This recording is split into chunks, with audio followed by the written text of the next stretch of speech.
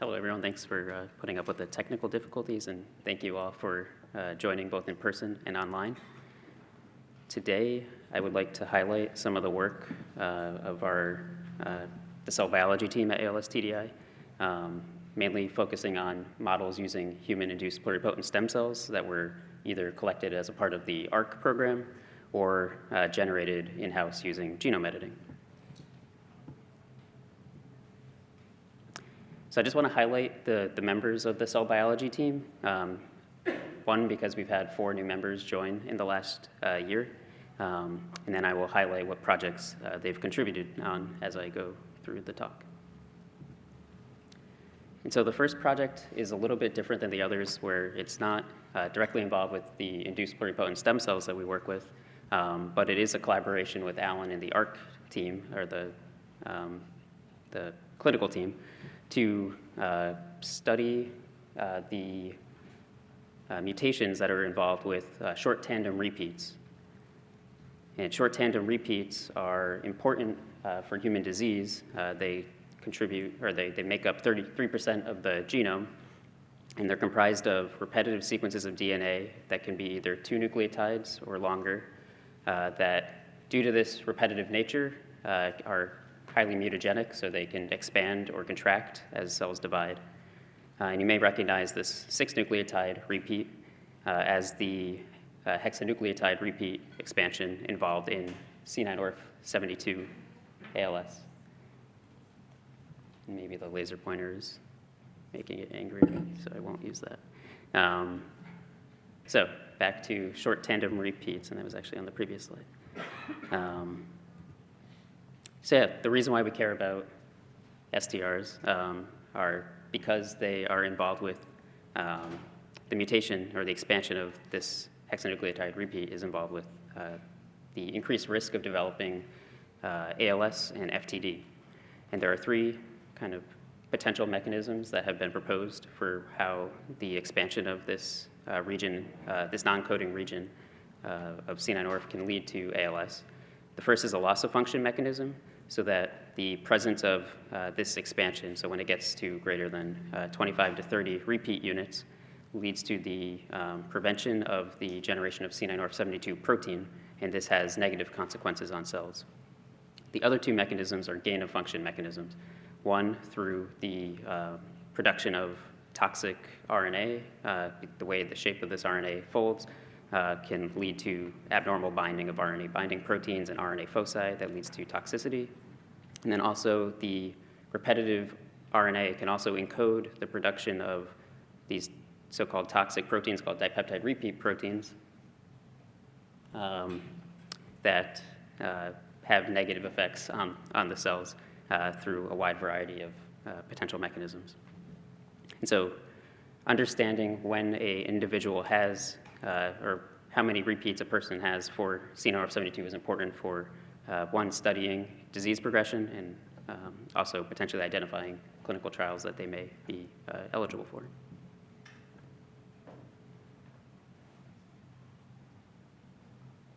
Okay.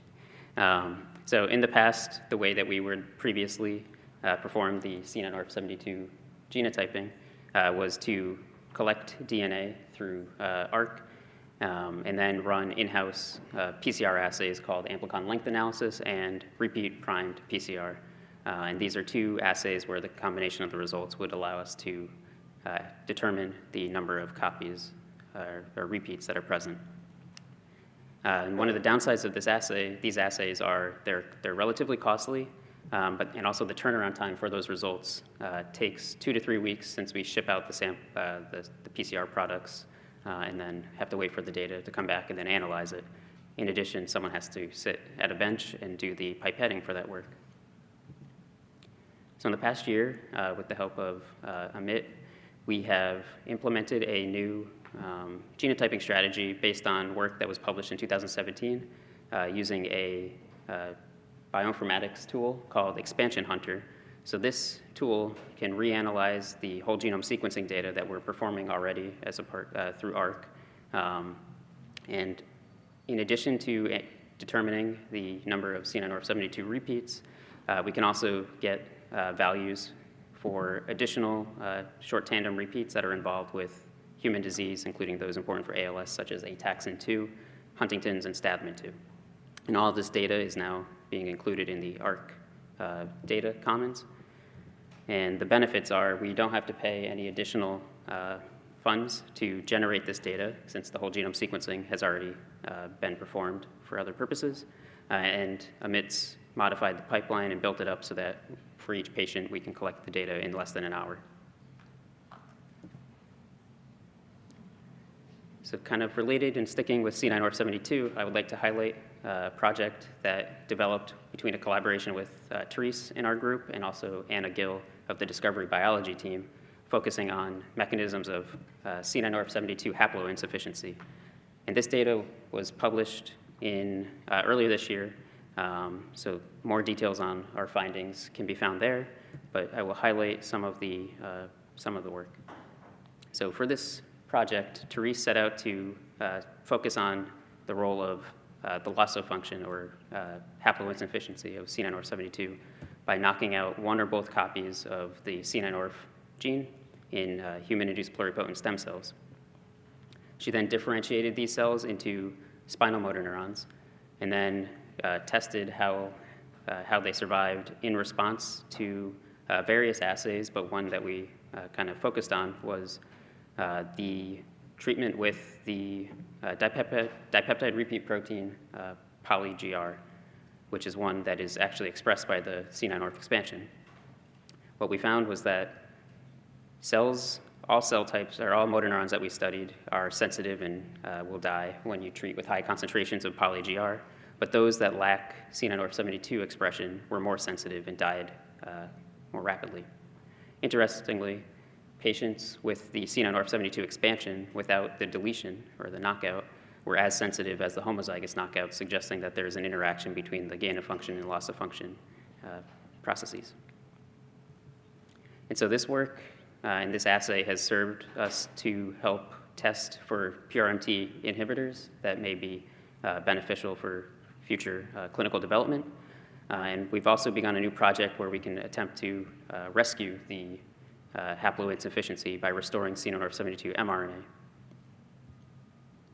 So for this project, Yiding and our group was able to generate C9orf72 mRNA using in vitro transcription. So in a test tube, she made the mRNA, and then Therese would deliver it either with liposomes or lipid nanoparticles, which are just a way to kind of protect the mRNA from degradation and allow you to deliver it to cells. Therese then delivered these mRNAs into the C9orf knockout spinal motor neurons in vitro, and then we looked at the survival of these cells.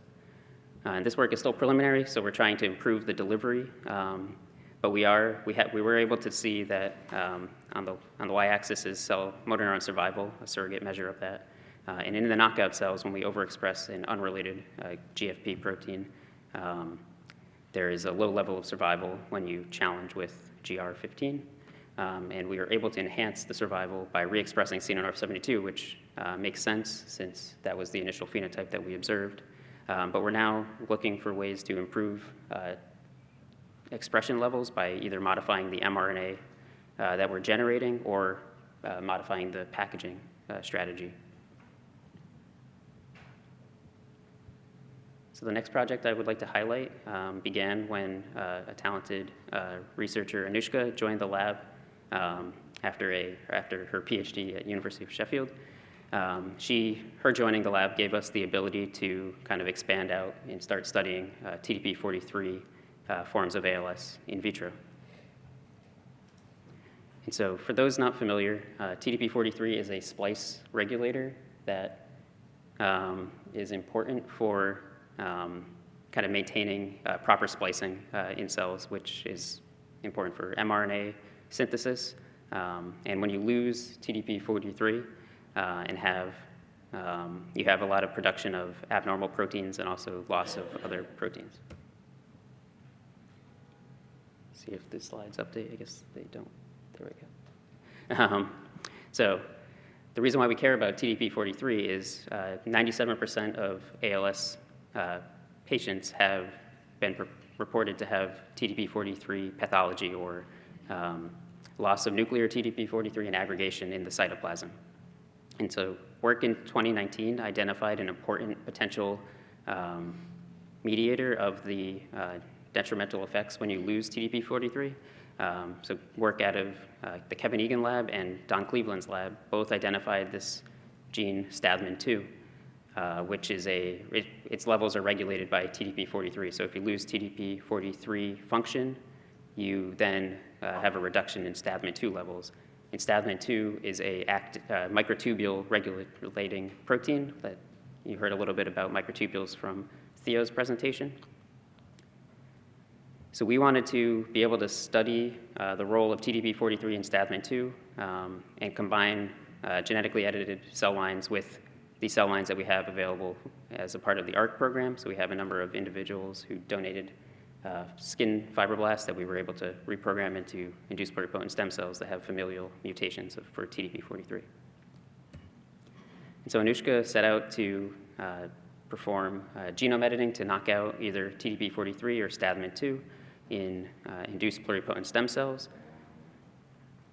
and has successfully done so. And so here you're looking at a Western blot at the levels of TDP-43 when you either knock out STADMN2 or TDP-43 itself. And one interesting thing is that we were able to confirm that when you knock out TDP-43, there is a subsequent loss of STADMN2 expression. And that agrees with some of the earlier work. And Anushka has now begun to phenotype these cells or study them to look for particular consequences of these mutations so that we can then start testing compounds for them. And then the last two projects that I would like to highlight focus on the development of secondary assays. So Fernando mentioned a little bit about how one of the things that our group does is primary screens for small molecules. So we can test large numbers of molecules in a high throughput format to generate hits. But in order to test those hits, to determine which one we want to bring further through the development pipeline, secondary assays allow us to kind of better characterize how they're acting in a potentially more complex system. And so one of those assays that we've been working on is ways to study DNA damage. And the reason why we're interested in this is the DNA damage response has been implicated in several forms of ALS, including TDP-43, synataxin, and C9orf recently. So this work was done by Sweta in our group, and all cell types are exposed to constant assault on their genetic integrity. So there's constantly DNA damage that needs to get repaired. This is particularly important for long-lived neurons that are present in our body throughout our life. And so one of these assays is called the gamma H2AX foci assay. So you can study the phosphorylation of this histone protein H2AX, and that is phosphorylated when double-stranded DNA breaks are formed. And this leads to the recruitment of DNA repair enzymes so that you can either repair the DNA, and then if it's not repaired, it leads to cell death. And so Sweta has gone through a lot of work to optimize this assay so that we can accurately detect increased levels of DNA damage. So here we're seeing increased staining of gamma H2AX when they were treated with increasing concentrations of etoposide, which is a drug that causes these DNA double-stranded breaks. And she's now begun to use this to test the different cell lines that we've been working with, C9orf, TDP-43 that Anushka's developing, and also some of the molecules that we're focusing on as well. And then the last secondary screen assay that I'd like to highlight is work done by TJ in our lab, who has a lot of experience with live cell imaging of neurons. And he has helped develop these axon isolation chamber assays where you can plate neurons on one side of this dish, and the axons will grow through these channels.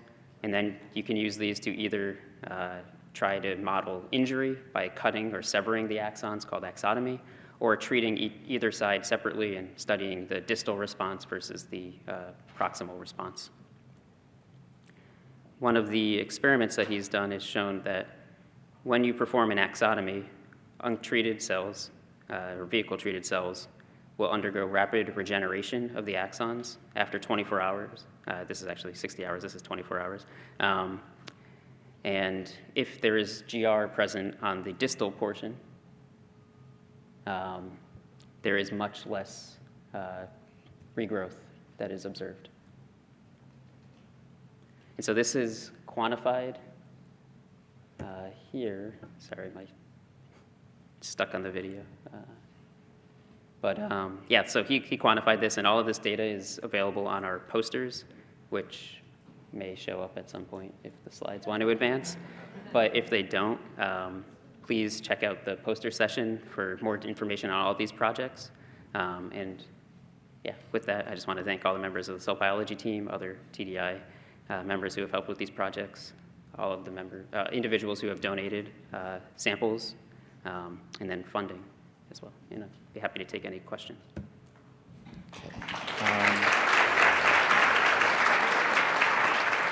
Are there any questions? Okay, I think we're good. Awesome, thanks.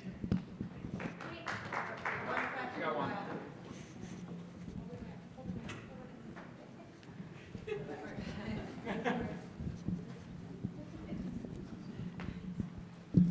Hi, Kyle. Hey. Do you see any increased DNA damage in the C9orf72 cell lines? Yeah, so Sweta's done one pilot experiment with the C9orf knockouts. We haven't done the C9 expansion cells yet, but there is signs that there is that increased DNA damage that we can observe. Thank you.